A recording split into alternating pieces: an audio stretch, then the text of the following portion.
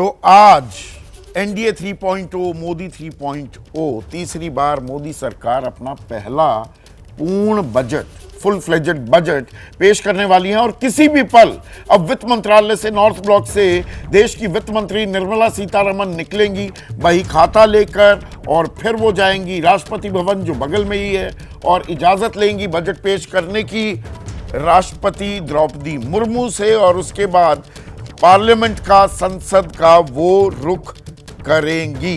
मेरे साथ यहाँ पर पैनल मौजूद है एक्सपर्ट्स का।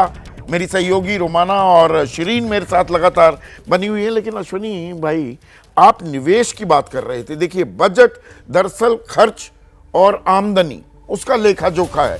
कहाँ पर हम कितना पैसा लगाएंगे वो देखने वाली बात हो जाती है। तो निवेश कहाँ होता दिखेगा या कहाँ आप उम्मीद लगाए बैठे हैं कि वो प्रायोरिटी सेक्टर होगा सरकार के लिए? देखिए, पिछले कुछ बजटों में लगातार पीएलआई स्कीम के बारे में हम सुन रहे हैं और जहाँ जहाँ पीएलआई स्कीम आई है वहाँ वहाँ निजी निवेश और उसकी अनाउंसमेंट्स बढ़ी हैं। मेरी स्टडी के हिसाब से इलेक्ट्रॉनिक्स में 102 गुना ज़्यादा निवेश हुआ पिछले 3 सालों में, उससे पहले पिछले 3 सालों की तुलना में। इसी प्रकार से लगभग 10 से लेकर 100 गुना ज़्यादा निवेश हमें उन क्षेत्रों में दिखाई दे रहा है जहाँ पीएलआई स्कीम मिली है।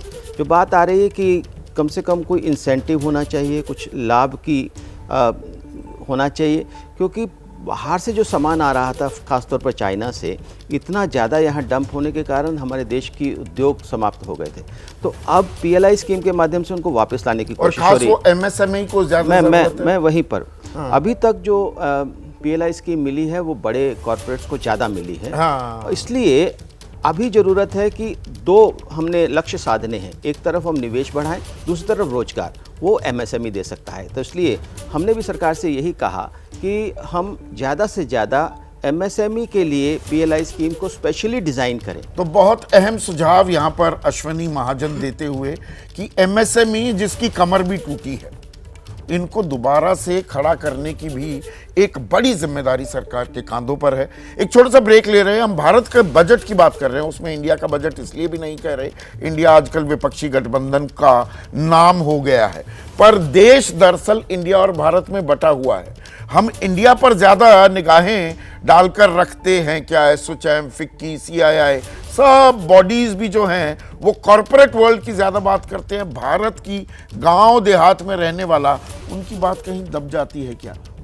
जैसे ही घड़ी का काटा दोपहर 2:30 पे आए, बबीता जी का दिल सास बहू साजिश के लिए मचल जाए।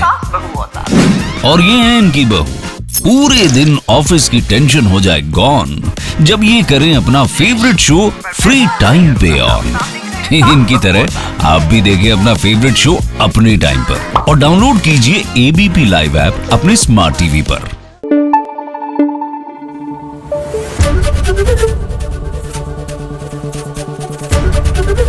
एबीपी न्यूज आपको रखे आगे।